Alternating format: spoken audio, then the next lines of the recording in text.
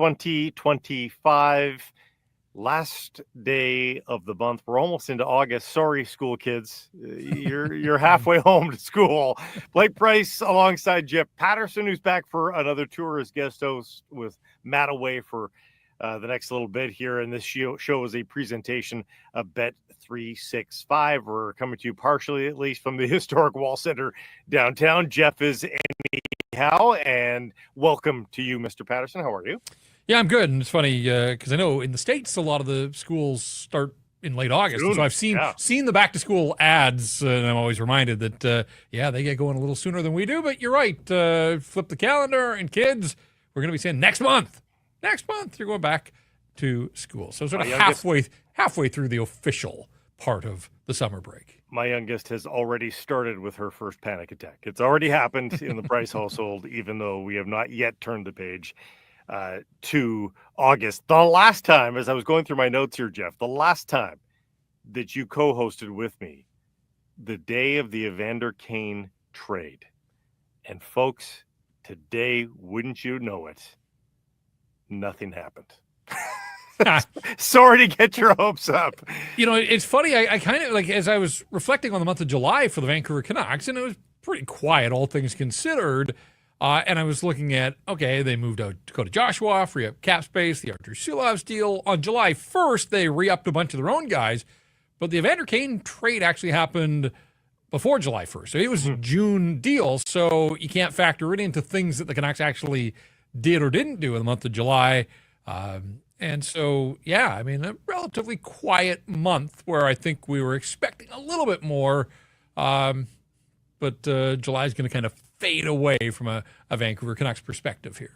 Let's get into today's Whistler Golf Club poll question. Evander Kane does not figure. He might feel a little hard done by as a result of it.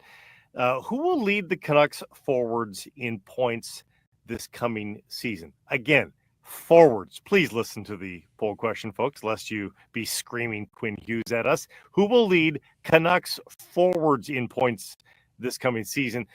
Elias Pettersson, Brock Boeser, Conor Garland, or not a player to be named later, a player to be acquired later, theoretically, for the Vancouver Canucks. It needs some context, we should mention. In this category of Canuck forwards last season, it was a tie. Boeser and Garland both with 50 points.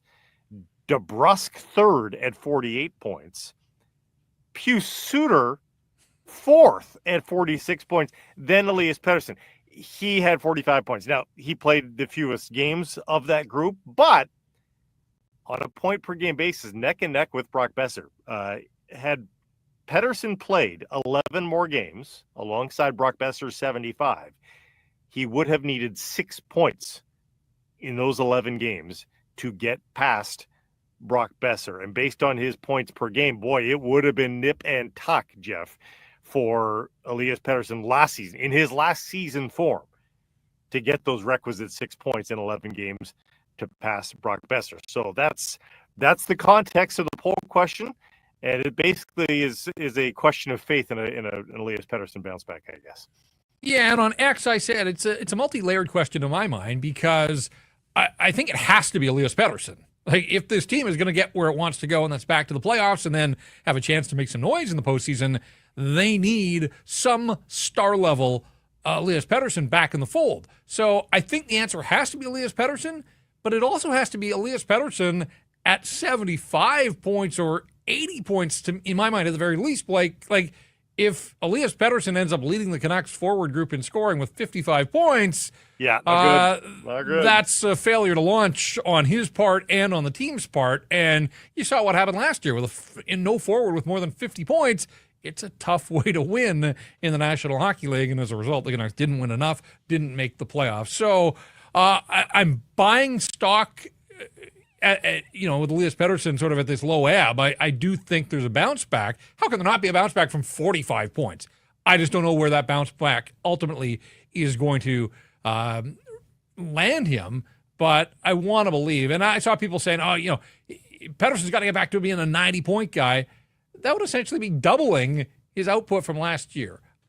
I think there's got to be a bit of a buffer there, and that's why I picked, it's arbitrary, but 75 points. I just think that JT Miller's no longer here. He should feature on the power play. I want to believe, the reports are that he's healthy and he's training hard, and I want to think that, professional pride's going to kick in, and he doesn't want any part of what happened individually or collectively from last season. Fresh page with a new head coach here, even though it's been one that has been in the fold with him, so he knows the flaws, but maybe, Adam Foote, when he's addressed the media, has talked about sort of taking a softer approach. We know that Pettersson and Tocchet butted heads. They just did, and it didn't bring out the best in EP40. So I'm voting Elias Pettersson, but my asterisk is that it's got to be Elias Pettersson with something in the neighborhood of 75 points to make any of this make any sense. I don't think a player yet to be acquired is going to do that well in the polling here, but if that ends up being not a Jack Roslovic signing, but something a little bit larger, let's go down the road of a Marco Rossi trade, just because we've been kicking that can for a long time now. Like, if Marco Rossi's name is there instead of a player to be acquired, how many Elias Pettersson votes end up getting stolen by that? If there's a more surefire second line center that is acquired, if Philip Hedl had a fully healthy finish to the season, would he have gotten some votes? Is there a universe not too far from this one where there's another name on that list, a realistic name that steals more votes here? Well, Marco Rossi's been a 60-point guy. If he comes to Vancouver and plays with wingers that can finish, could he build on that? Like, he's still on the rise, you want to believe. So could he push 70 points? And how many of his points would come at the expense of points that maybe Elias Pettersson would get if he is the guy here down the middle? So, yeah, I've got time for that discussion and that argument. But I still think, just with what they're paying Elias Pettersson, what we have seen from him in the past, and it's funny because I did a bit of a dive on Canucks Army this week, just looking at the 2017 draft 8 years on, and for all of his struggles over the last 18 months, it's important to recognize that Elias Pettersson leads that 2017 draft in points. Nobody has outproduced Elias Pettersson, and nobody scored more goals than Elias Pettersson from that 2017 draft class. Now, Nico Hischier went first overall. He's developed into a really nice two-way player, a captain, and a leader. Cale Makar would be the easy, automatic first overall in a redraft. Miro Heiskanen would be in the conversation as well, just given what puck-moving number one defensemen mean. Jason Robertson was from that draft class. Robert Thomas kind of quietly is fourth from that draft class in points. Yeah. So, there are contenders. The object of the exercise was sort of where would Pettersson go in a redraft. He went fifth overall. Again, I think Makar goes one. Could you find a person on the planet that wouldn't take Cale Makar first overall in a redraft? After that, I guess it depends. But I don't think Elias Pettersson would fall any further than to fourth. So even with the recent struggles, I still think in a redraft he would boost his original draft stock from fifth. But yeah, for the people that have the knives out for this guy, like, the Canucks could not have done any better from a point production standpoint out of that 2017 draft at this stage. Now, as their careers unfold, if what we've seen here recently continues, others will pass Elias Pettersson. But in the here and now, nobody has outpointed or outproduced Elias Patterson from the class of 2017. Well, interesting. Before we move on to the top story, the Daily Faceoff is doing its Olympic preview rosters and depth charts. And Elias Pettersson is listed as the top line center by both of the authors, Jeff, Matt Larkin and Uffe Bodine, one from each side of the Atlantic Ocean, obviously. So they have effectively cast their vote in the poll question, but they did caution within the text of the article that they didn't see Sweden as having an obvious number one center unless Pettersson rediscovers himself, which is both an insult and a compliment, I think, to Pettersson, in that they don't see him as that now, but they see him as really the only candidate based on body of work to this point, they see him as the only candidate to be a surefire number one center for this coming Olympics. Now, there are other younger players that could obviously make their way up into that mold in the coming year, potentially, but certainly in the coming 5 years before the second Olympic Games, if you will. But, my goodness, based on his treatment at the Four Nations face-off, it seems like a bold call to say that he's the top-line center. Well, and to see Uffe Bodin, who is there in Sweden and looking at it through a slightly different lens than we are, but covers the league closely and recognizes the struggle. Like, I was surprised to see that he was projected as the first-line center, not only because of his struggles in the NHL, but as you said, like, Four Nations was a disaster. We all thought, he's going to go there. It's going to be a clean slate. He's going to play with his countrymen. It's going to, just step back from the day-to-day of the NHL. Well, he ends up basically not playing the final 15 minutes of their final game. He was shifted to the wing for a while there. It couldn't have gone a whole lot worse for Elias Pettersson. And so to see him a bunch of months later projected as the number one center for the Swedes at the Olympics, we're not even talking Four Nations now, that surprised me. But it also, again, sort of leads me to believe, and we'll get into this a little bit more with Jeff Marek when he joins us, but there are other players, like Gabriel Landeskog, after what he went through to come back for the playoffs. Like, I'm curious to see what a full season, can he get through a full season? Players that have changed spots over the offseason here, but is there a more intriguing player heading into this coming National Hockey League season, league-wide, than Elias Pettersson, for both the NHL reasons, but also with this Olympic context as a backdrop? Yeah, you can bet Sweden is hoping for a renaissance alongside every Canuck fan as well. It's going to be very interesting. That's the context, at the very least, for our Whistler Golf Club poll question. The Whistler Golf Club, of course, designed by Arnold Palmer, a timeless beauty, to be sure, but about to get its midlife renovations, if you will.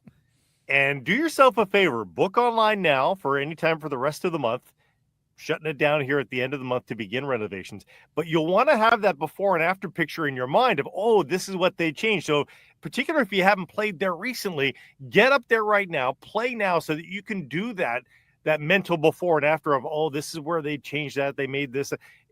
Is playing in great shape. Jeff, you and I had a wonderful time up there not too long ago. And you really do want to make sure that you can say, I played it before and after, and this has changed. It's also got one of the top patios. If you're in town golfing or just want a different place to go eat, Palmer's Gallery Bar and Grill, great après overlooking the 18th green, friendly staff, and the best halfway hot dogs around. So go check it out, the Whistler Golf Club, and craft brews as well. And speaking of craft brews, time to turn our attention to our top story today, presented by Yellow Dog Brewing, Yellow Dog Spirits, Neighborhood Brewing, and Foolish Wine. And stay with us on this one, because there are a couple of Canucks angles to this story. Stan Bowman, talking with local radio in Edmonton, says contract talks with Conner McDavid are going great and optimism abounds, which is a story in and of itself for both Edmonton and beyond here in terms of his tenure in the Pacific Division for Canucks fans. But add to that Frank Saravalli, a Bleacher Report, saying he thinks it could be a short-term deal, maybe as little as 4 years, in the $16 to $17 million range. And Jeff, this has an interesting translation for the Quinn Hughes story here, in that everybody thinks, hey, the long-term deal, obviously from a Canucks fan and just quelling the story standpoint, 8 years, makes it all fine and good for Canucks fans. But in terms of keeping everybody happy, everybody being the organization and the player, is a short-term deal maybe the way to go here with Quinn Hughes? Not from an organization standpoint. It's not great for the organization, but it keeps him here for the time being at the very least, and opens up the door. Keeps the option open for Quinn Hughes to play still with his brothers sometime later down the road with his career. He, I'm sure, plans on playing deep into his 30s. And if he signs a 3 or 4 year deal with the Canucks, hey, that's still in play sometime down the road to play with your brothers. Well, first of all, I mean, any McDavid contract is going to have an impact on everybody in the National Hockey League, right? Yeah. I mean, Yep.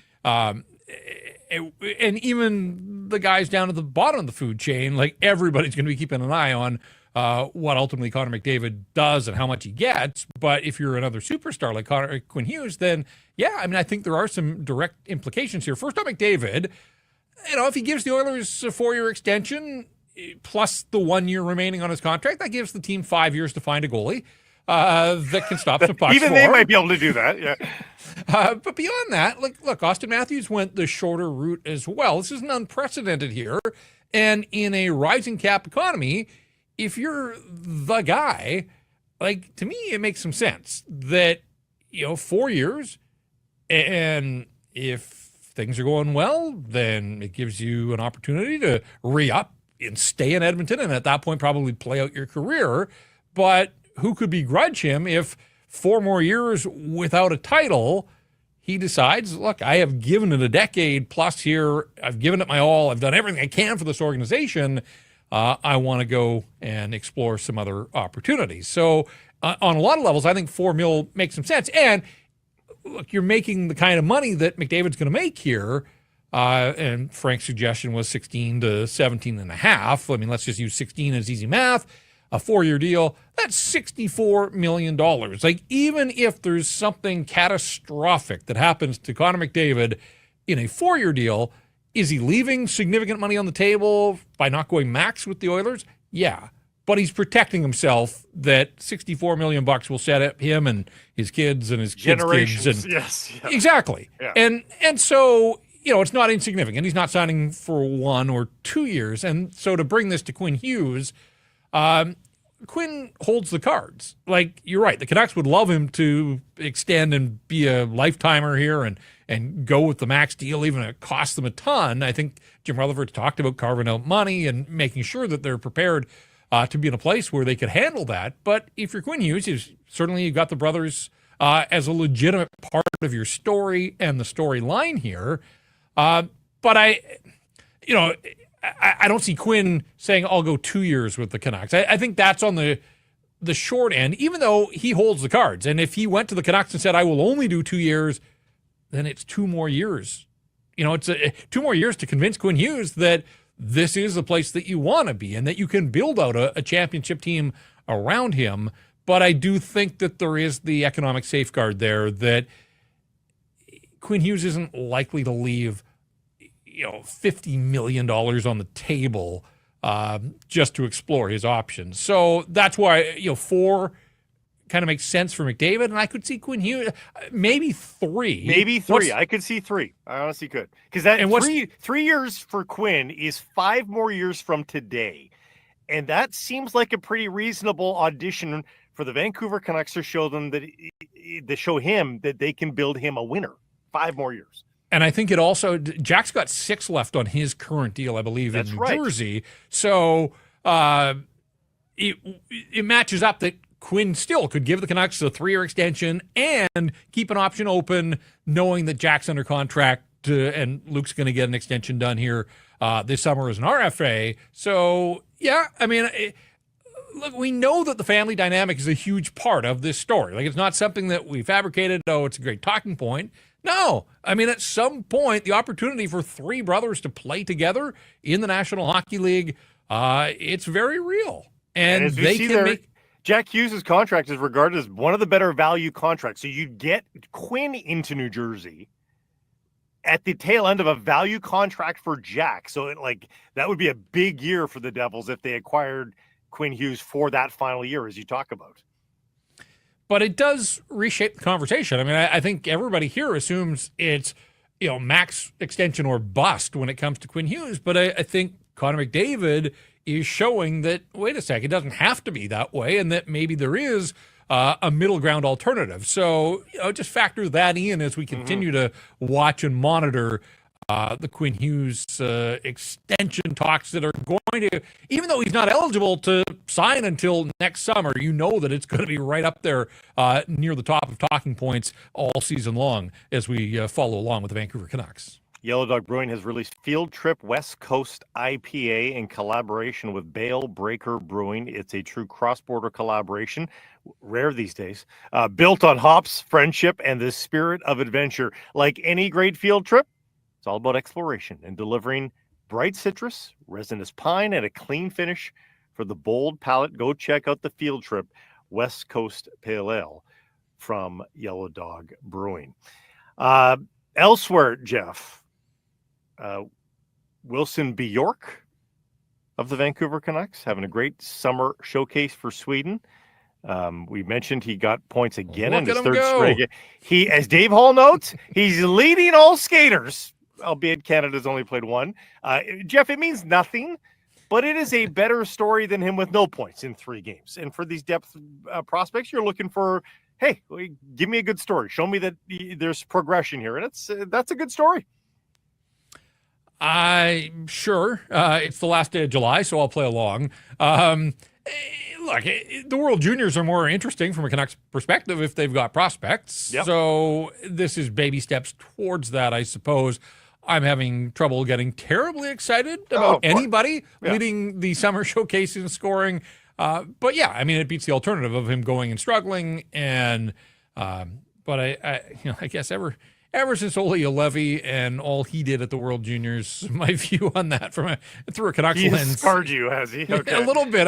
I'm still struggling. Basically, a decade on, and I'm still struggling with guys that play well and have big World Juniors, and we know that doesn't necessarily translate to superstardom come National Hockey League time. So but he's a little like Aiden Celebrini, though. It's not the brother. His younger brother Vigo is going to be a top pick next year. But I like a late round genetic gamble, if you will, that there's a portion of that skill set and that compete that their brothers have. I don't mind that. I don't mind that at all.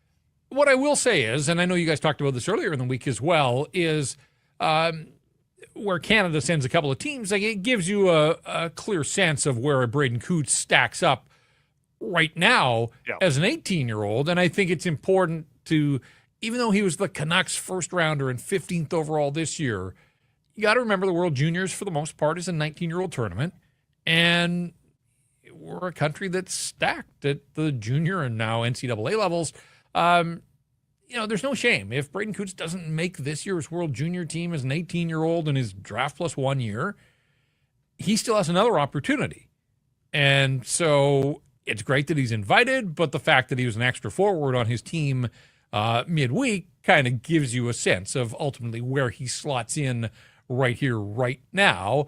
Now, that's not to say, and we've seen this before too, where guys take that as motivation, go back to their junior team, and light it up in the first half and force Hockey Canada to invite them to the winter evaluation camp just ahead of the tournament itself. So I'm not writing Braden Coots off in any way. I'm just saying as an 18-year-old, based on the depth charts that I saw this week, he's going to be in tough to make this year's World Junior team. He will indeed. We'll see how that rolls out. By all accounts, I think they sent home all the incumbents from the showcase. Everybody that was on the team last year, I think, has been sent home after a brief foray there. So there'll be more ice time for the guys like Braden Coots going forward. And again, not a bad thing for him to show his wares, even if it is a steep hill towards next season. It is Thursday. We covered that off the top of the show, which means that it isn't Friday, which is supposedly the day that the Thomas Müller signing becomes official for the Vancouver Whitecaps. We haven't yet had you. You are our hockey reporter here. You're not our soccer reporter, but you know this market well, Jeff. Your reaction to a true legend joining the Vancouver Whitecaps. How does it play in this market as you know this market so well? Yeah, look, just personally, and I cover and watch the Whitecaps at an arm's length, but I'm excited. I mean, the season that they're having to add a player of this caliber and quality, even at the stage of the career that he's at, I would just think would give a huge boost to the guys in the locker room that, hey, he picked us, but also management was looking to bring in a guy that, he doesn't have to be the best player on the pitch every night. I mean, he may still be, But I like the fact that, I mean, he had options. He could have gone anywhere on this planet, essentially. And the fact that he wanted to come to Vancouver via Cincinnati once they could get the paperwork worked out. But I'm excited. And we've seen lots, I mean, from Beckham to Messi, and there have been others, Giroux, lots of these guys now that see MLS as sort of the last stop on these legendary careers, and to varying degrees. So, a question of what they've got left in the tank. But I think that in Thomas Müller's case, it's been received really well. I think it's given the Whitecaps sort of that reaction that they were looking for, and that'll only grow as we get closer to A, it becoming official, and B, seeing him at training, and then getting onto the pitch for the very first time. There will be an adjustment, I would imagine, learning a new league and all the travel that comes along with it, and everything else. But the bottom line is that they have landed a legend who I still think has some football left in him. So I'm excited. I'm really excited, and I think that'll translate into ticket sales. And again, if this was the Whitecaps doing what they've done for the better part of a decade and scuffling along in middle of the pack, it would look like more of, I'd be more cynical about, they're just trying to boost some ticket sales late in the season. But they're bringing in a guy who is joining this team that, without Ryan Gauld, has still persevered and been able to stay near the top of the table all season long. And now you get this shot in the arm, and maybe somewhere down the line they get Gauld back. Who knows? But no, I mean, it's setting up to be a fantastic fall here for the Vancouver Whitecaps. Autumn. Yes. Awesome. Not a fall from grace, I hope. But yeah, I think it's great. I think it's great for the city and the market, and I hope it's great for the Whitecaps. And great sights yesterday. You said hit the pitch training. He has hit the pitch training, albeit with his old club, Bayern Munich, yesterday. We brought you that story yesterday. But worth noting, another Vancouver tie-in to Bayern training today. Alphonso Davies was back on the pitch, which is a sight for sore eyes, and he spoke to their local social media team and said how great it was to be back. So in his comeback from the knee injury and surgery, things going according to plan. So for Canadian fans and for Bayern fans alike, that is a sight for sore eyes, and certainly as we approach a World Cup season coming a year from now, you want to see that guy at 100%. And who knows, maybe there'll be some comment from him in the not too distant future on Thomas Müller, because those two have been seen cavorting and having giggles on social media in the past. Two guys and that's the other part of the Müller thing, Jeff. He's a good character guy. He doesn't. Yeah. A, the commitment to be on the pitch training with Bayern in anticipation of this move, and B, the fact that he's not afraid of cameras and microphones, and I think might do a good job of selling the Whitecaps when he does arrive.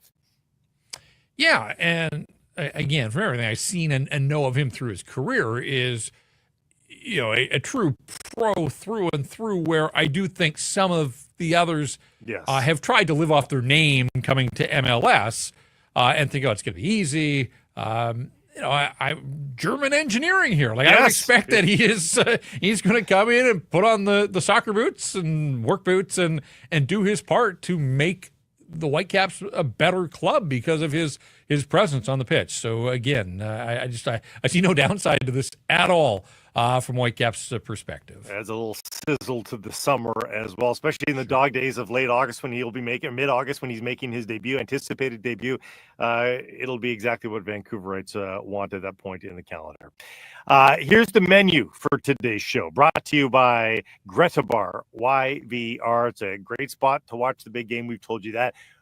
But of course, if you've been following this show, we've had some great parties there, watch parties. In other words, you could do the same with your group, whether it's a big friends or family event, whether it's a corporate event. If you need a venue for a team building event, check out Greta. Great street food. The arcade is so much fun. It can be a part of your fenced off area, if you will, for your social event, or mingle with the public, of course. And has great food, as we talked about as well. For more info and to book your event, go to gretabar.com. It's at 50 West Cordova. let the games begin. The Sheets, Jeff Marek will join us next. We haven't spoken to him for a bit, so we'll get his thoughts on the summer as it stands in the National Hockey League, ask him the poll question, and get his thoughts on how many eyes may be watching Pettersson around the league next season, plus his World Junior trial reactions and the trickle down at the junior and NHL level as well. Rob Williams from the Daily Hive is back as well. He gives us the latest on what to expect for Canucks season ticket holders or prospective season ticket holders at that. There is a notable absence that you'll want to hear about. Plus, Rob does the unthinkable, Jeff. He equates the Thomas Müller acquisition to hockey. We were warned by all the soccer purists, don't make this about a Canucks acquisition. Rob Williams said, I got this. I'm going to make this all about Canucks. It's Vancouver in the middle of summer. What else are you going to... Relax, everybody. Capital R, relax. All good. All good. A list of the biggest names to arrive in the Canucks shores as it pertains to the Thomas Müller.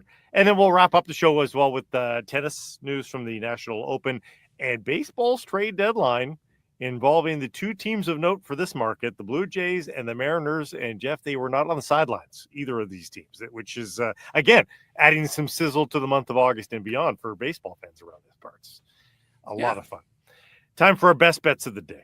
Brought to you by Bet365, proud partner of Sakaris and Price. Alas, I had higher hopes for our tennis group, so that didn't bode well. Yesterday, I did a future on golf going into the Wyndham Championship, but who do you have circled right now for today or beyond here, Jeff? Yeah, off week for the BC Lions, so Yes. They're not in action, but the CFL pushes on, and the Montreal Alouettes at home to Saskatchewan on Saturday. Alouettes are 2.5-point favorites at home. I like that. Take them on the money line. You can get them at plus 125. So I'm going to take the Alouettes to knock off the Green Riders. I guess the only Riders these days in the CFL, but I'm throwing my support behind the Montreal Alouettes. I'll do a future as we get to the details of the Blue Jays trade deadline acquisitions, and they are not on the sidelines as we mentioned. The Toronto Blue Jays to reach the ALCS, and are they amongst the favorites? Yes, but it's still a positive proposition. It's not like that you're needing to throw down huge wads here. Plus 140. Now, baseball's playoffs have of course expanded. More than one hurdle now to get to the American League Championship Series, depending on where you finish in the baseball playoff bracket. But plus 140, that's not bad considering, hey, they just won again. They were able to nip that. We talked about them, not going on an extended losing streak after that fabulous run of play. They had lost 4 in a row. They got on the right side of the Orioles finally and get a win. So plus 140 on the Blue Jays to get to the ALCS. Again, the segment presentation of Bet365. Whatever your bet is, never ordinary at Bet365. Download the app, get in on the game, use the code NATION. Bet365 must be 19 years of age or older. Please play responsibly. Jeff Marek, next. Sakaris and Price featuring Patterson. Part of us from the Wall Center, of course. And Jeff, I have bad news for you. I'm a better golfer than you now. I didn't see it coming so quickly, and it has yet to really play itself out. But I think I can feel it inside. I think I'm a better golfer than you. Jeff has traditionally beaten me by several strokes here, but after my adult lesson at the Redwoods Golf Course in Langley, I just feel it in me. That's what lessons can do. You've taken lessons in your adult life not too long ago. I remember you took lessons. I have, yes. Yeah. I feel like now you're getting an unfair advantage out of all this, but all right, fair enough. Well, you'll have to join us. We're going back out there in short order, and you can get the sort of the boost in confidence that I've got in a bunch of different parts of the course where I just wasn't feeling confident.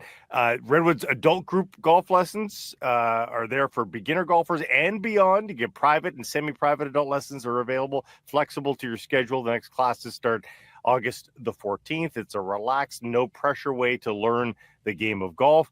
Group lesson info is at redwoods-golf.com/instruction.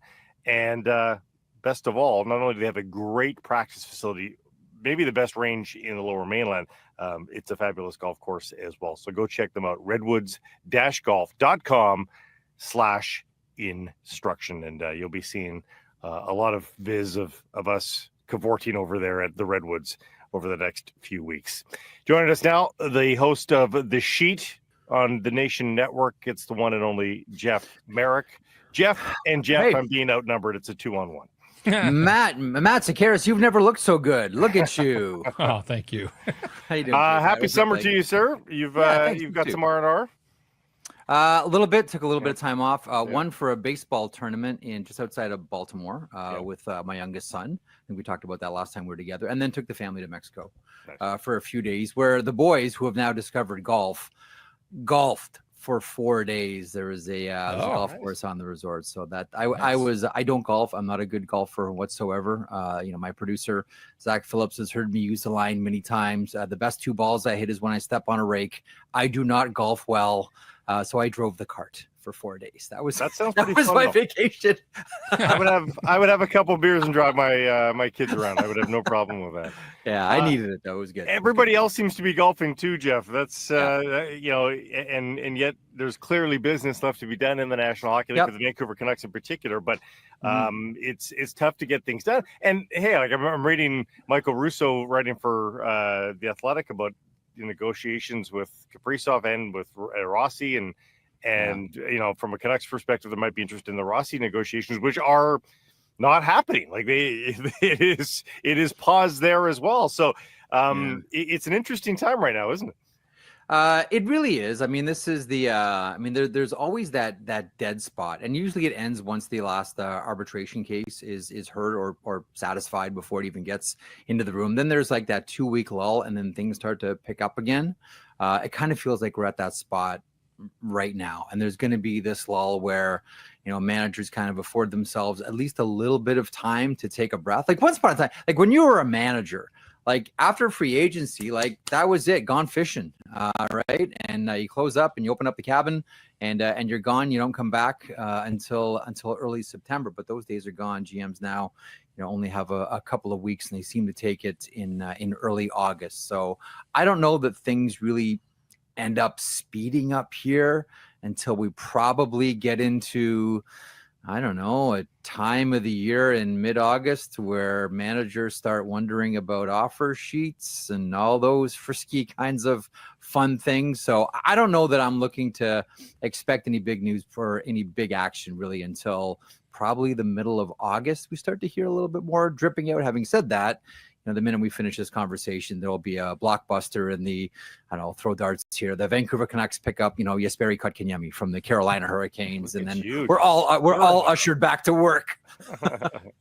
Low-key, August 1st is always one of my favorite days in the summer. Generally, it leads into a long weekend. But beyond that, from a hockey standpoint, and we've lived this here in Vancouver, when the Canucks have had RFAs, it's like, you get through July and it's, don't worry, it's only July. And then you flip the calendar and all of a sudden it's like training camp's next month and this RFA is still without a contract. And so from a fan perspective, I think just the optics of getting to August, it does start to ramp up. But as you said, still 6 weeks until teams even hit the ice for training camp. There is no hurry, and I know everybody wants everything done right away and wants everything settled before training camp, and we don't want any competition for spots, and we know what the team is, and et cetera, et cetera, et cetera. I don't know about you guys, but I wouldn't even be surprised if the Vancouver Canucks, and we talked so much, and you guys have talked so much about the second line center position. I wouldn't even be surprised if they just leave that cap space open and see how the chips fall after October and November, and see where the team is at, and see where the health is at, and see what emerges in the marketplace. Like, I understand the anxiety if you're a Vancouver Canucks fan, because you want to get back to the playoffs and you want to get back to having a winning team. But I don't know, if I'm Rutherford/Alvin here, maybe I'm saying, listen, if I don't have a deal that I like, what's the hurry here? What's the, if you have time, take time. You don't really need to have that second line center position fully solidified as much as a lot of Vancouver hockey fans may want. Why not just go into the season and see what emerges? Because you might be surprised. Well, this is a good time to jump in with the poll question then. Why don't we ask you that? And we're asking, who leads the Canucks forwards in points this coming season? And there's two stories that will flesh out of this poll question. One is an Elias Pettersson bounce back season. He's obviously one of the options. Conor Garland, who is, career highing these days, he's one of the options. Brock Boeser, now that he's got, the new lease on life here in Vancouver, is one of the options. And then we've reserved for the open spot there. But you're right, that open spot may remain open for some time. We've said a player yet to be acquired. That would probably necessitate that player being acquired here in the summer rather than December the 1st, obviously. But what do you think? First of all, if it turns out that the answer is Elias Pettersson and he ends up being the leading scorer for the Vancouver Canucks, that is the best of all possible scenarios for this team. And as someone that cheers for people, not necessarily teams, I want that to happen. Like, I really want Elias Pettersson. Selfishly, I want this guy to be able to turn things around and shake off, what was a miserable season, both on and off the ice. Well, a couple of seasons, really. So best case scenario for a Vancouver Canucks fan, the answer is Elias Pettersson. And if that is the answer, then it's probably going to be a decent season for the Vancouver Canucks. But I don't know that I would take mystery door number was it 4 or 5 with the mystery player here, because I don't know that you're going to bring in anybody that's going to lead your team in scoring. Like, if you bring in, like just said, we just talked about Marco Rossi, and that's one of the names that's out there. And I sort of sideways, swiped at Jesperi Kotkaniemi with the Carolina Hurricanes, probably for a reason too. Jack Roslovic, same. I don't know that you're bringing them in and they're gonna all of a sudden have a rocket attached to their back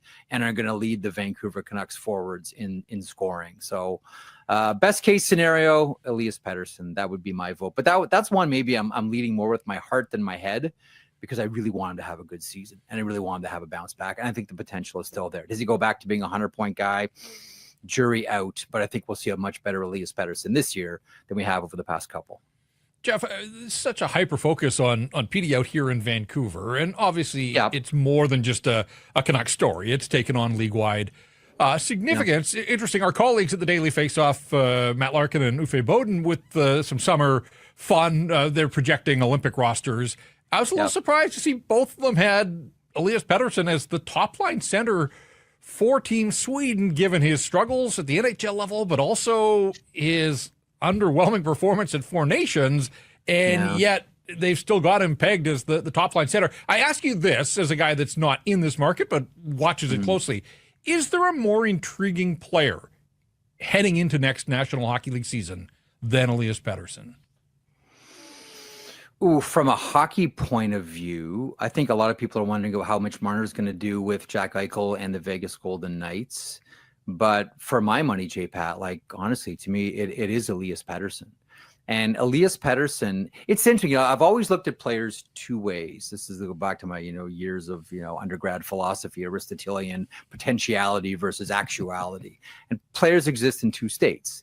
They exist in potentiality and they exist in actuality. And for a while there, we thought, okay, now we've seen Elias Pettersson. Here he is, fully formed, fully actualized.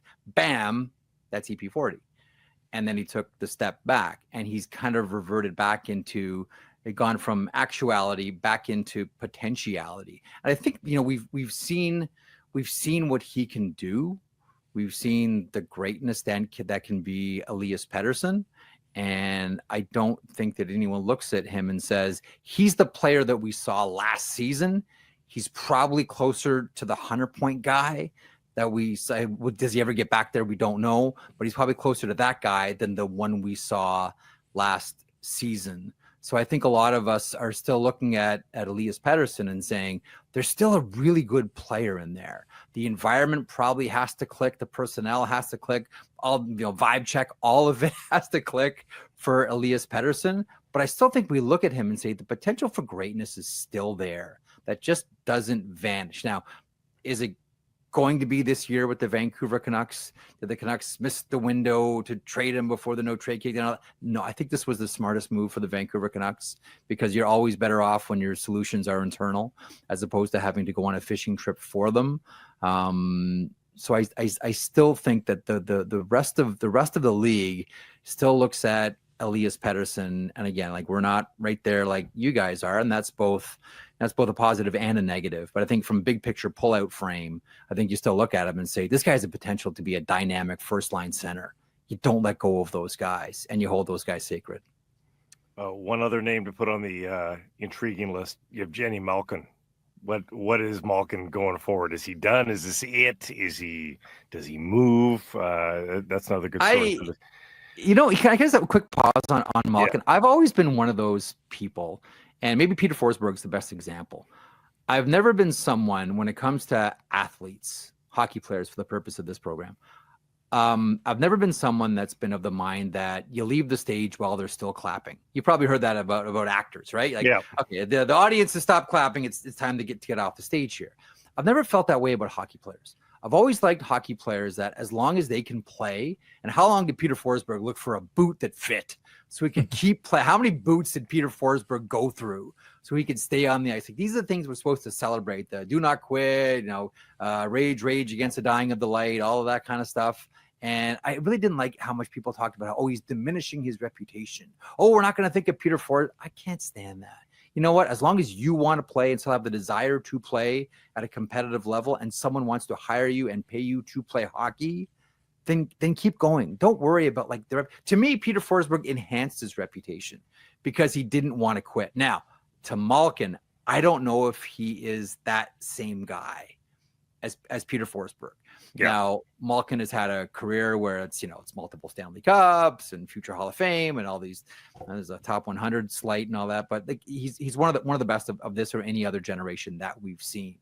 I don't know that I don't know that money would be much of a motivation anymore, right? I mean, how many? It's like Mario Lemieux would always say about when a series would get extended and the Pittsburgh Penguins would come home for another game.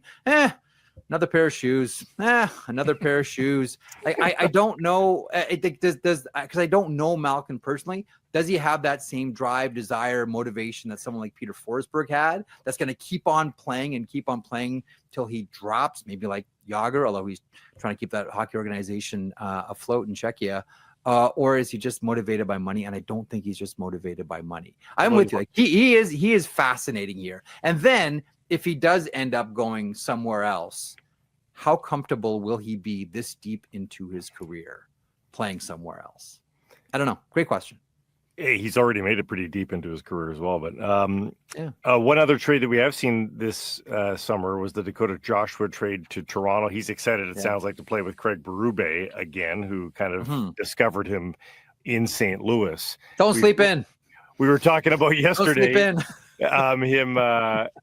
Him maybe making the Canucks regret that trade, although it's pretty clear that a win-win is possible here, that the cap space is as valuable as what he might have been able to bring to the table. But you tell us, what do you think of the possibilities of a Joshua bounce back here? Well, first of all, again, like cheering for the player, how do you not cheer for someone like Dakota Joshua, considering what he went through last season? Much in the same way I cheer for someone like Elias Pettersson.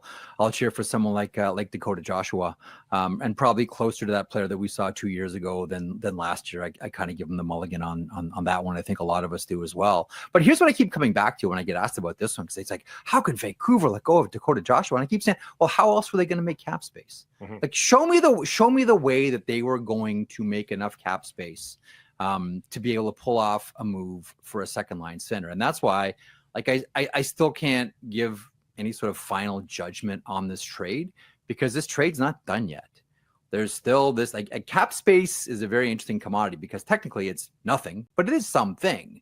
It's space, it's room to make a deal here. Potentiality, to steal your there word. You go. Now we're going back to Aristotelian ethics. I love it, my friend. I'm back in Jay Newman's Philosophy 101 at the University of Guelph in 1990. We don't know what this trade is going to look like until Vancouver makes that move with that cap space. At that point, then we say, okay, now we can decide. Now, the presence of Evander Kane makes that a little bit easier, as we all know. That's a pretty obvious one. But I think he does. I think Joshua does really well in Toronto for a couple of reasons. One, reunited with Craig Berube. It's much more of a, and I'm not saying this like as an insult, but just as a matter of it's much more like a table hockey team. Now, the couple of players that Craig allows not to play table hockey, but essentially we're up and down. We're table hockey in this thing, right? And Dakota Joshua fits very well in that scenario. But for the Toronto Maple Leafs, it seems now more than ever, I'm curious what you guys think about this, if this is the wise thing to do or not. They're trying to out Florida. Mm-hmm. Right? Like they're trying to out Panther the Panthers. I've never felt. We saw firsthand a Canucks team trying to out Bruin the Bruins for a couple of years. The Boston model and it does not work. And I'll tell you what, and that's why I'll go back to the Carolina Hurricanes. That's why I respect the Carolina Hurricanes. This is who we are. This is our identity. These are the players we're going to re-sign. These are the players we're going to gamble on. Andre Miller. These are the players we're going to go fishing for. Nikolai Ehlers. These are the guys we're going to bet long-term on. Logan Stankoven, because they fit what we are doing. We're not trying to be like anybody else. We are trying to be like the Carolina Hurricanes. And our bet is if we're the best version of the Carolina Hurricanes, then we're better than the best version of the Florida Panthers or the Toronto Maple Leafs or the New Jersey Devils, or whomever else you're going to face off against, the Tampa Bay Lightning in the Eastern Conference. I tend to go that direction. Lean into your strengths, right? The old line, cows don't make ham. Like you can't make a team something that they're not at the end of the day. But I think Joshua does work out well with the Toronto Maple Leafs, and it does seem very much like he's happy to be there. Do the Vancouver Canucks regret it? We're not going to know until they fill the cap space. Jeff, you love this game. We know that. You love being around the rink. We know that as well. I'm just curious, where is as a consumer of the product, where's your interest level in summer showcases and what's going on? Like, do you see them as a necessary evil for like these national programs, or should we take anything away from what's going on in Minnesota these days? Yeah, boy, how long do you have? That is such a great question. I think for certain players, like maybe give an example. This is meaningful for? This is meaningful for Matthew Schaefer, who really didn't play a lot last year. Like it's even meaningful for the Islanders just to see him in these different types of situations and showcases, etc. As we still don't know whether Matthew Schaefer is going to make the New York Islanders. He's going to go back to the OHL. Who knows? We don't know. As far as appetite, can I share an idea with you guys? I've bounced this around for a number of years, and I really do think that there's something here. I'm curious if you guys think the same thing. So everybody has their own way to redo the NHL, especially Canadians, like all of us. What do we all have in common? Hockey always needs to be fixed. And everybody has, the great thing about it is 40 million general managers and commissioners in Canada that know how to fix the game, and everyone's got different ideas of how to do it. Hockey traditionally is very conservative and moves very slowly when it comes to new ideas. Though the weight of history kind of tends to drag this thing behind. As far as summer hockey go, I'm not suggesting doing this with NHLers, but it has to be of a quality of player that what you're proposing can really bear some fruit here. I like the idea, and it doesn't have to be every summer, maybe every couple of summers. You essentially have an R&D league where all these different ideas get tried to see how they will work. Like the shorthanded goal idea that the PWHL is using. I'm firmly of the belief now, more so than ever, that there should never be a face-off in the neutral zone outside of an opening face-off of a period or after a goal is scored. Face-off in the neutral zone for offside should go back down to the other end. You should be dropping the puck as close to the net as possible always. I mean, everybody has a couple of ideas like this. Right. Wouldn't it be interesting if, and maybe you do it for 2 weeks, you do with a couple of your media partners, and you run essentially an R&D camp. This game we're playing with these rules. This game we're playing with those rules. And we just try things. Didn't they try that with like wider blue lines and the warning track along the boards for safety? That was coming out of 05 lockout. There was all that, and there were the Scotty Bowman face-off lines and all that. Oh yeah, right. But like as and first of all, I don't know. Is it just me, or like hockey fans would watch that? No. Yeah, maybe. We're trying new ideas with. I mean, I can't speak stateside. XFL hockey rules, basically. Yeah, like he hate me on the back, and the nameplate and all that. Also, but would that be something you guys? Because I would watch it, but then I'm like bought, sold, paid for, like years ago, like from the nursery to the crematorium. I'm a hockey guy. Like I'd be that my whole life, just watching hockey. I would watch it, but don't gauge it by me. Like, would you guys watch it? You think people that watch and listen to this show would watch that, have a glance at it, be involved in it? I don't know. Like, is that something that you think the NHL should look at? There's no competition in the summer. Yeah. I'd be more likely to watch some sort of experiment than that's what it is. Just these late July national tryout camp games. Like, I hope every kid that goes to this showcase scores 1,000 points. I'm not going to watch a second of it. I mean, that's just sort of my reality in late July. But I hope it goes well for all of them. I hope they all make their national teams. Jeff, before you go, everybody has fun. As long as everybody has fun. Before you go, hockey needs to be fixed. After all, sure. And there is a serious conversation to be had in the wake of the Hockey Canada trials. You're a junior hockey lover through and through. Yeah. It didn't rise, according to the courts, to a level of criminality. Yet, I think we can all assume there's a scene that happened that day, at the very least, that is unbecoming at the most benign end of the spectrum. And all sports are guilty of it to some degree. But in this country, when we build up junior hockey players to be rock stars, it is a larger risk of it. Are we headed in the right direction? How quickly do these players get reintegrated, if at all, back to the National Hockey League? And is the slow pace of that a sign that the NHL is understanding that this needs to be dealt with a little bit differently here? What do you think? Gary Bettman's talked about this a couple of different times. The NHL has issued a statement on it as well. The Players Association, issued their own statement. I thought it was interesting, by the way, guys, that the Players Association statement didn't have a name attached to it. That there was no one from the PA, Marty Walsh, or anyone else that wanted to attach their name to that. Didn't want to attach their name to that statement. Now, that might be because, in their defense, the NHL, when they released their statement, there wasn't a name attached to it. But Bettman has talked about this publicly. And I don't think anyone misunderstands how he feels about the entire situation and the behavior of those players, whether it rose to the level of breaking the law or not. The judges decide on the law, society judges on morality and decides morality. And there are 32 teams that I'm sure will all have the conversation.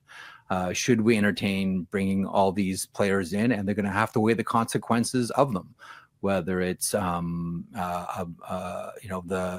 it's a branding issue for them, public relations. These are all issues that the teams are going to have to deal with. To the point about, it really is for a larger conversation, and I really do feel inadequate. Like, I tend to defer to the Allison Forsyths at Safe Sport of the world to take lead on this, as opposed to me, the guy that covers junior hockey and NHL. I will say one thing though, very specifically. I don't think it should be lost on anybody the amount of women that we saw who were outraged at the decision, specifically online. I think there are a lot of women out there that have been victims of sexual assault, and verdict like that can make them feel less seen than before and less understood, and feel that there is still a system and a culture out there that is hostile to them. I just hope that as we continue to have the conversation about what can we learn from all of this and what can junior hockey learn from all of this, that they have a voice and they have a place in all of it. It's for a bigger conversation that involves our culture and our court system and young male brains. And to your point, Blake, as well, the idea of rising young men up to this, this level of fame, and combining that with alcohol and groupthink and peer pressure and can lead to potential disasters like this. Again, I will always defer to Allison Forsyth. I have a tremendous amount of respect for.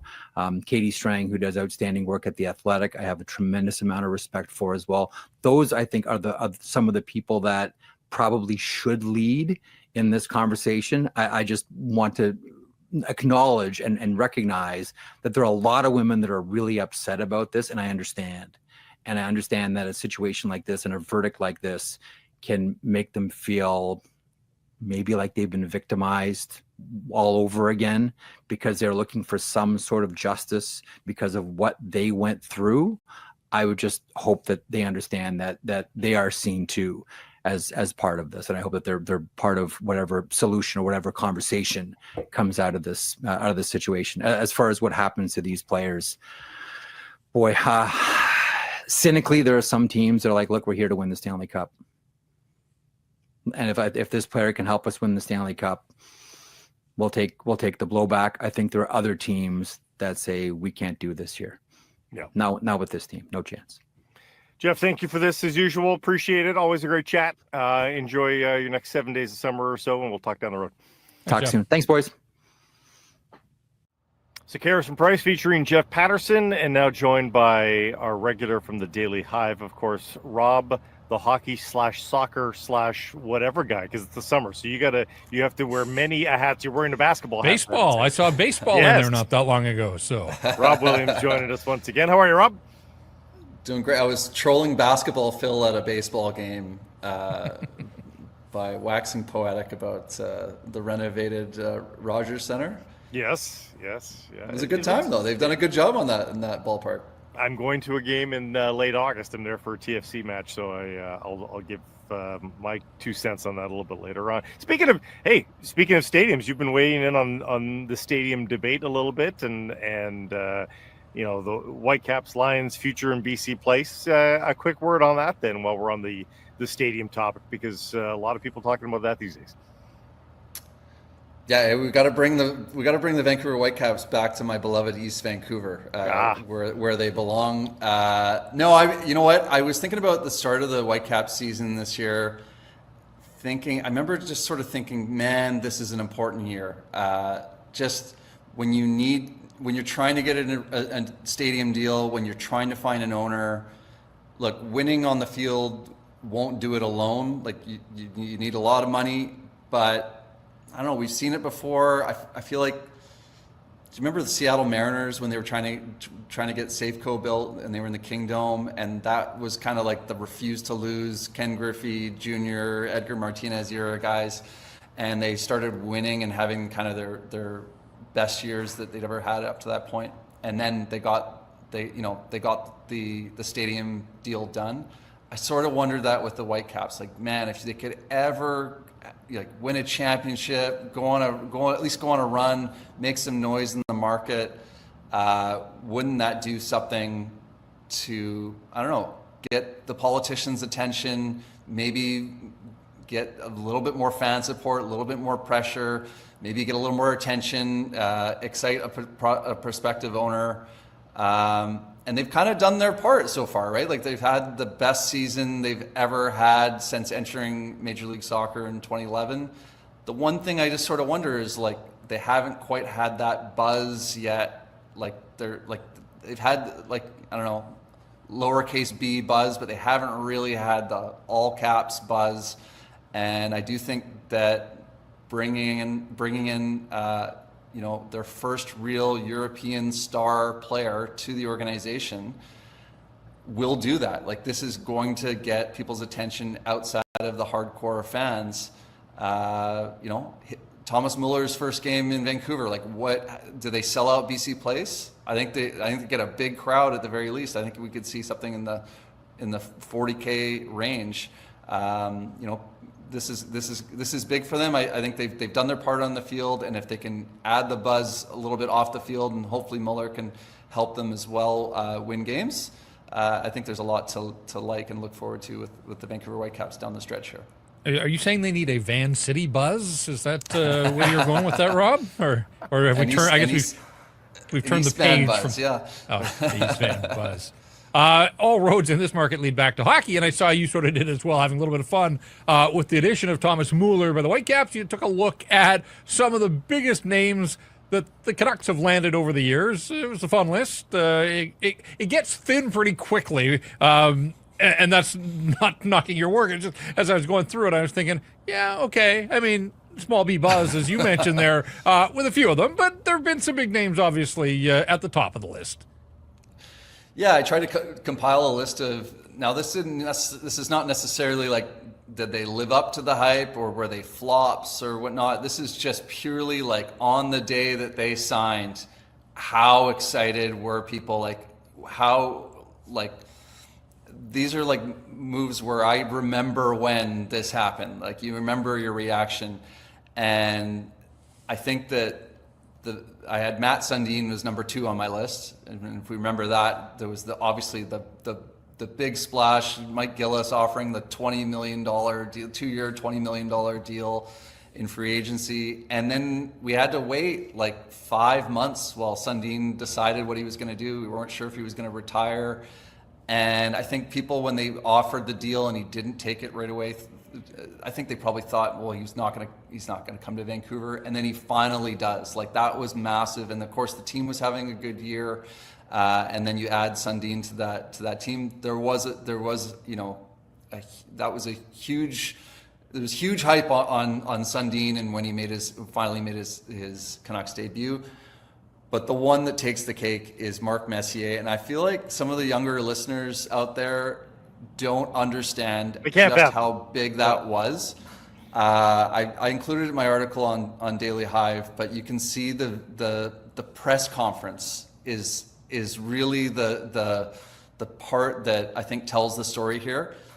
Messier gets introduced. There is like cheering. I don't know if it was any of the reporters, but there is full on cheering. Like it sounded like, I'm sure there were a ton of employees there. I'll have to ask Jeff. I don't think you were around then, but we'll have to ask Ian McIntyre who was cheering in the room, or put the story behind that. But it was like, it was an electric thing. Like we see the image of Messier with his arms up in the air and the big grin. It was like the room was really loud and hyped for that. I remember, do you guys remember well, you must, the GVO, the Greater Vancouver Open? I was at the Pro-Am that year. Young high school Rob at the Pro-Am. I followed the Messier group around, and that was like a huge group that was just following Messier. Like he was a rock star in Vancouver that summer before he started playing for them. People were very, very excited. It obviously turned out a lot differently, and people remember, I think, the negatives about Messier and the things that went wrong. But when he signed, people were pumped. Like there wasn't I don't think there was a ton of people thinking, well, is he going to take away the C from Linden, and is he going to take number 11? I think those are things that really got highlighted more later because it was such a disaster, but people were pumped when Messier came to town. The Canuck ticket beat continues from Rob Williams, and we were wondering about quarter season, so we wondered if they were going away. They don't seem to have gone away, but they do have one notable absence, so we'll get to that in a second too. But quarter seasons still do exist beyond just these little 4-packs we've also seen?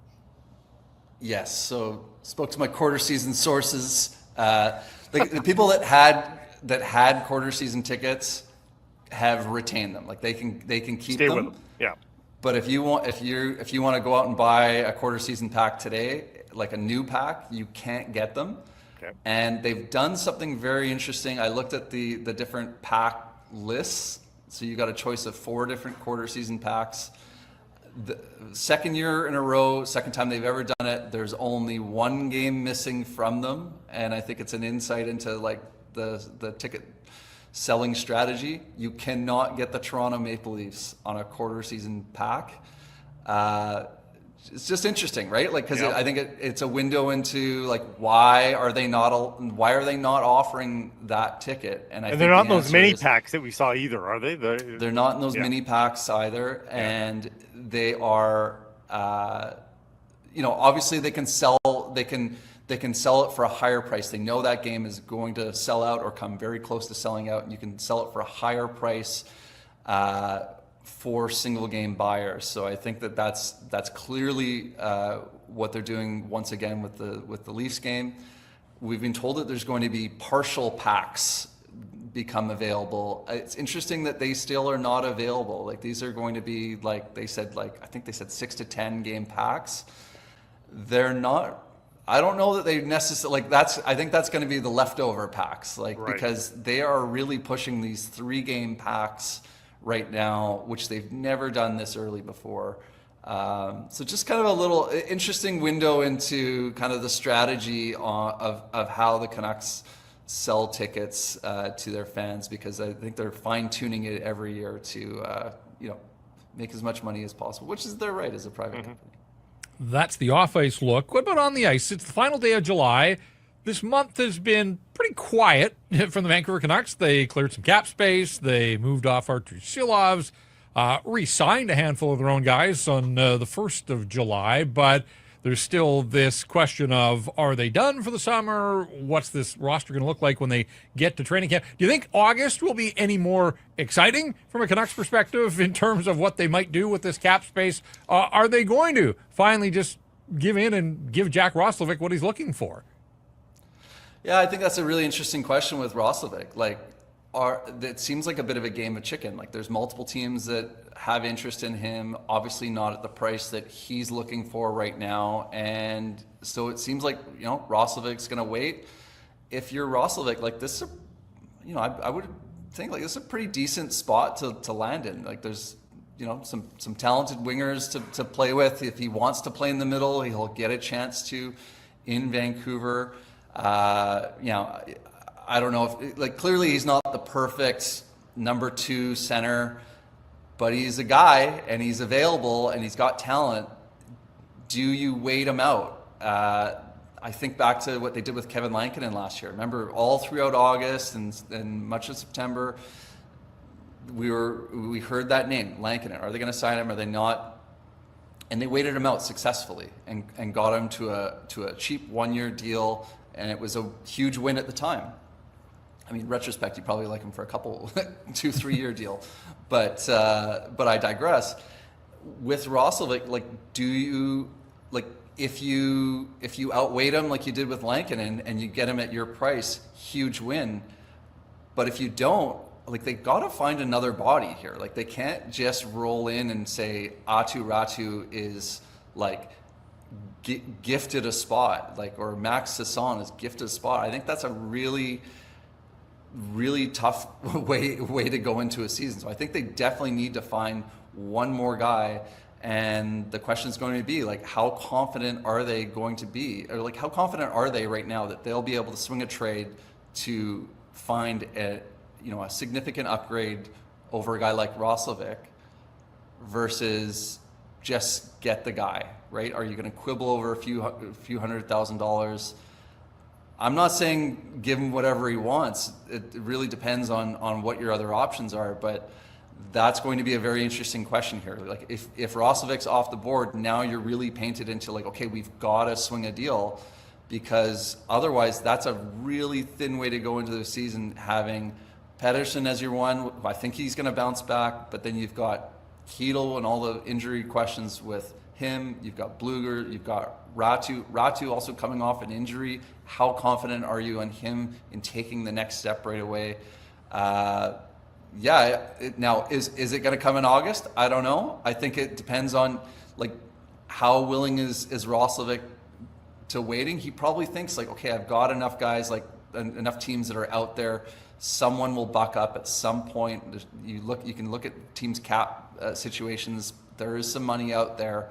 The Canucks can afford to sign a $4 million guy if they need to. I don't think it'll cost that much for Roslovic.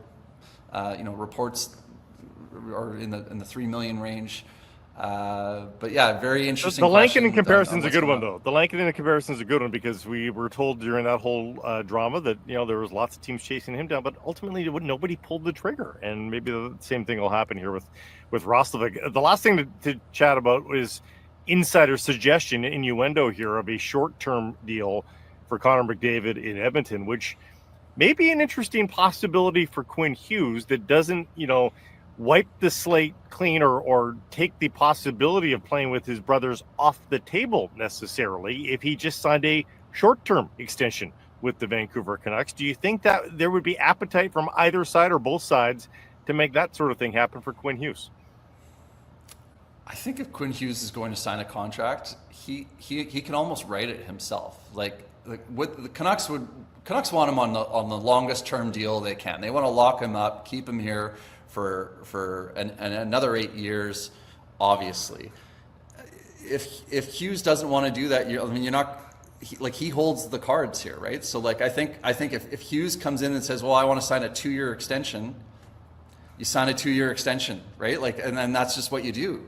The question becomes, the worry would be if he signs something, gets an ironclad no move clause, you can't do, and then wants to leave town and doesn't tell you, then you end up with nothing for him. Yes. But I think that's not something that a lot of players would do. I think you take that risk and you just kick the can down the road. If he's like, I want to sign a 2-year deal and that's just what it's going to be, you sign the 2-year deal. Yeah. And so from the Canucks perspective, I think they don't have a lot of power in this negotiation. The power is with Quinn Hughes, and it's really, in his mind, like, how important is it to play with his brothers?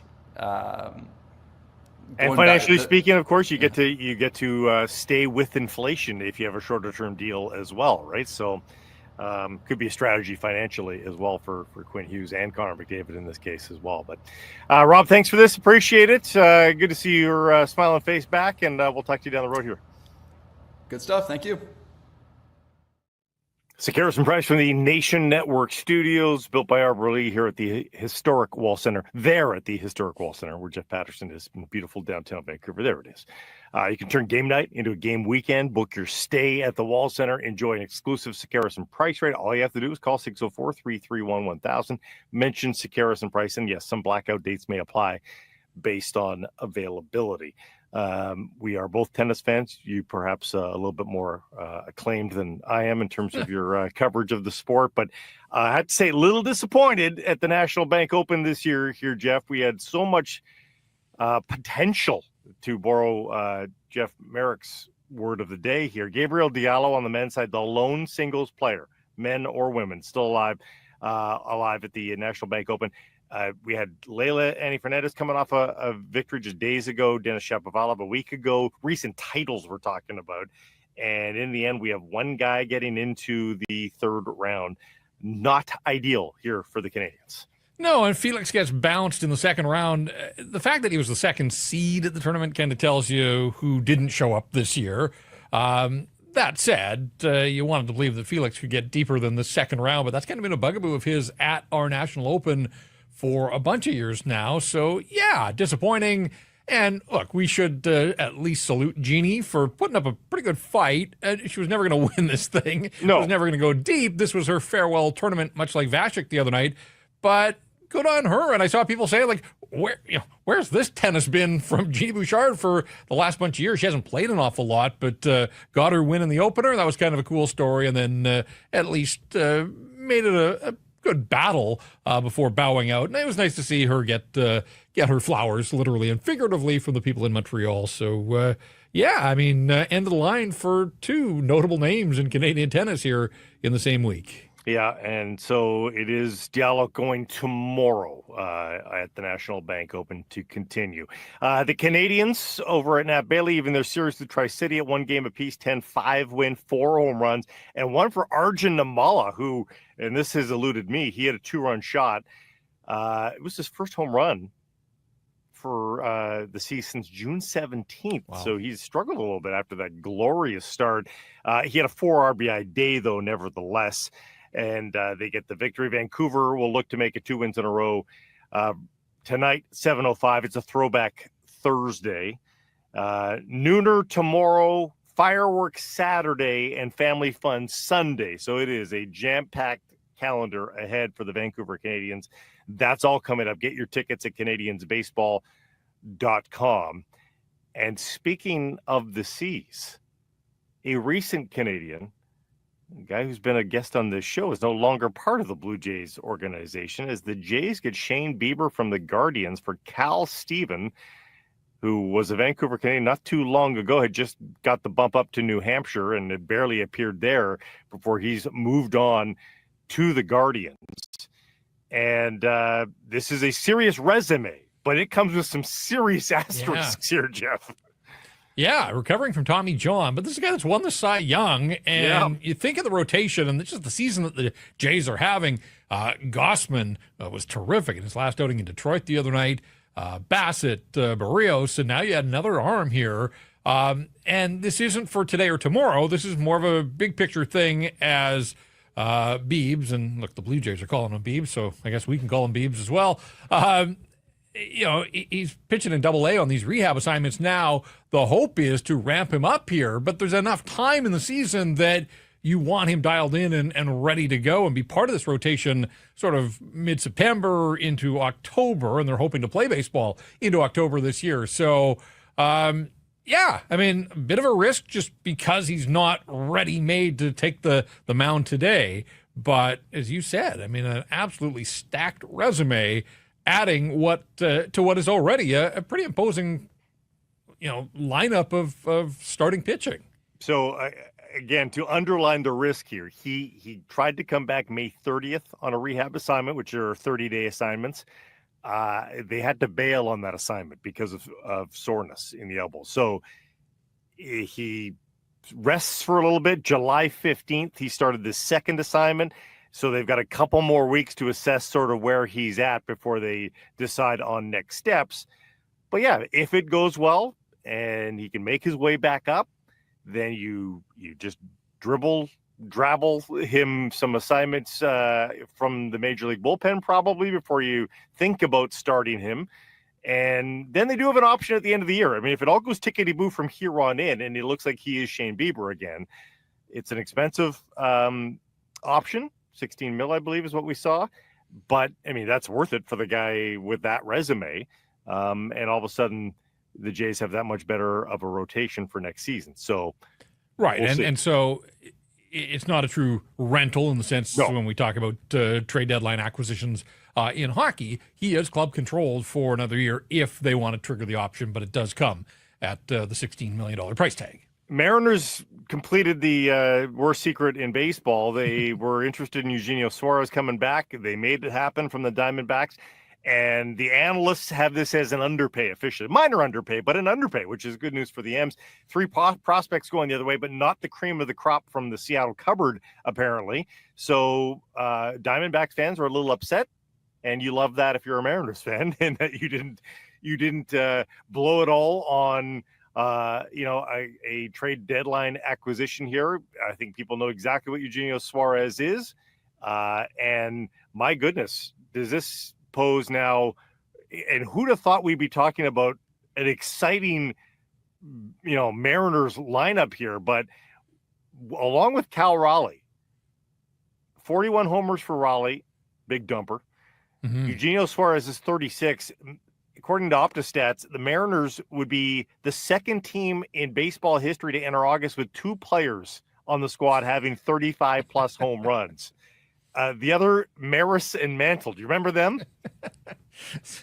Yeah. Not sure that we're going to see Cal Raleigh and Eugenio Suarez as the next coming of Maris and Mantle, but that's a wild statistic there. But look, he's coming back to a familiar position, a familiar spot, in a soft landing spot in Seattle. And as you said, now you're surrounding Raleigh with a little bit more pop, or a fair bit of pop there.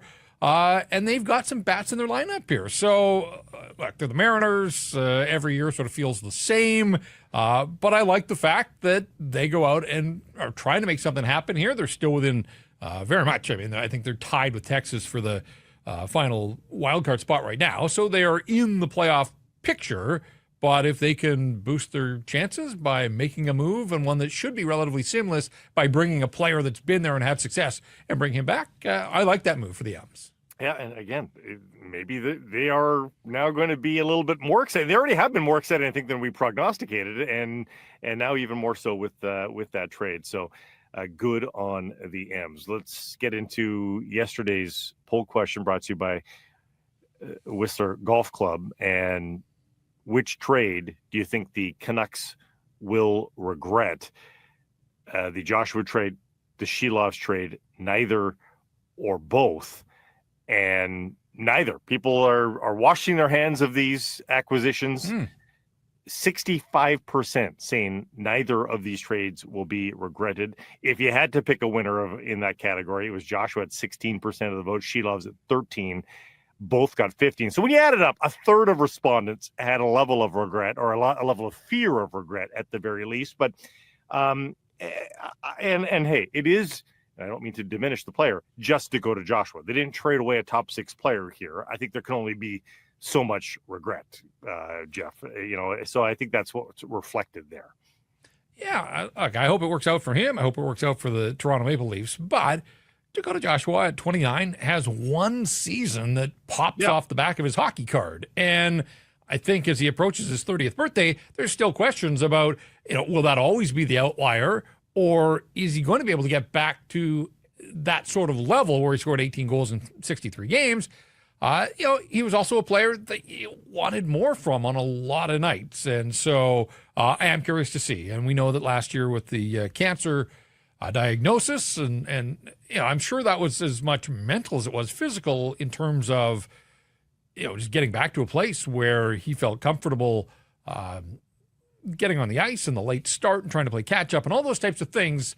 It was a tough year. I'm prepared to make last year a bit of a write-off. But in saying that doesn't mean that he's necessarily going to get right back to the form he showed the previous season. But there was enough in that year for the Canucks to lock him up to a 4-year deal at $3.25 million.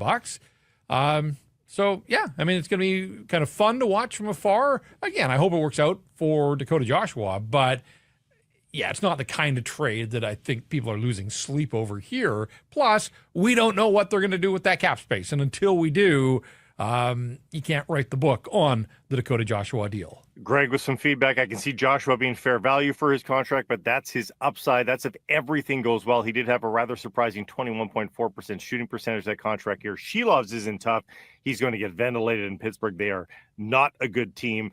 Jay says neither are difference makers at the NHL level, and neither leave a gap in the roster that is not already filled. VJ, neither. Neither is a big deal. Could use Joshua, but not a big regret. So that's yesterday's poll question. E's and O's from yesterday's show. Nothing stood out. Nothing in the inbox. Sweet. It's summertime. We're cruising right now. We are in good shape. And we are also done for the week. No show tomorrow, remember.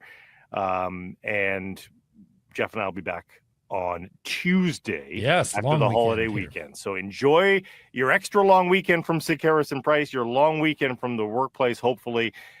Be safe out there, folks. Have a lot of fun. And we'll talk to you on Tuesday live on YouTube, Twitter, all our socials as usual. And thank you, Jeff, for filling in here for Matt today. We'll do it again next week. Don't forget to support all our sponsors. Thanks for supporting us and keeping it local.